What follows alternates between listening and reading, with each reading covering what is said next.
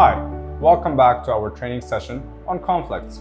In this video, we'll focus on understanding how to analyze conflicts and explore strategies for conflict resolution.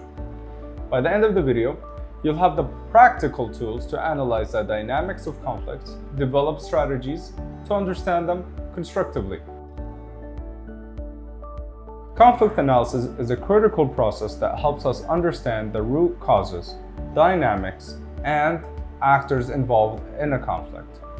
The goal of conflict analysis is to identify the different factors that are driving the conflict and the key players involved, whether they are individuals, groups, or nations.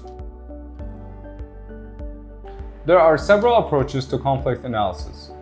Actor-oriented analysis looks at the motivation, interest, and power dynamics between different actors involved in the conflict. Structural analysis focuses on the underlying systems or structures, such as economic disparities, political oppression, or social inequalities that contribute to the conflict. Contextual analysis takes into account the broader environment, including historical cultural factors that influence the conflict. One key tool for conflict analysis is conflict mapping.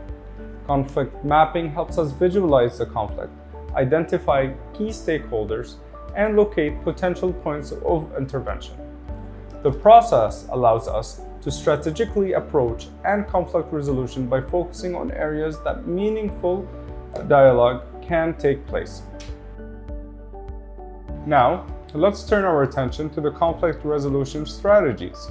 Resolving conflict peacefully requires a variety of approaches, tailored to the specific nature of the conflict.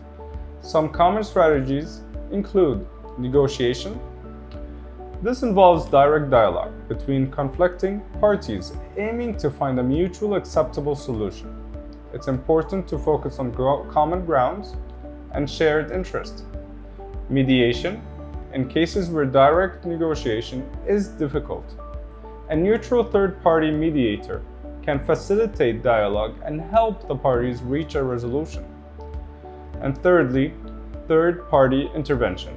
This can involve international organizations, governments, or NGOs intervening to assist in de-escalating the conflict and promoting reconciliation.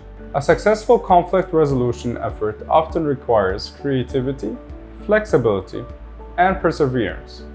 Take, for example, the peace-building effort in Northern Ireland, where years of dialogue, negotiation, and mediation finally resulted in the Good Friday Agreement, a lasting peace deal.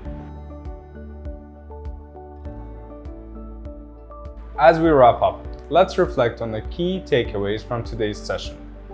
We explored the nature of conflicts and how they impact communities. We discussed methods for conflict analysis. We covered various strategies for conflict resolution.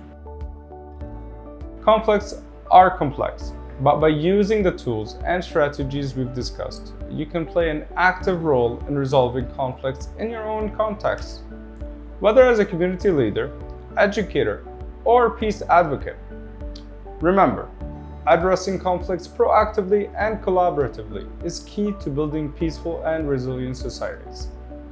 Thank you for joining the training, and we encourage you to continue learning and applying these principles.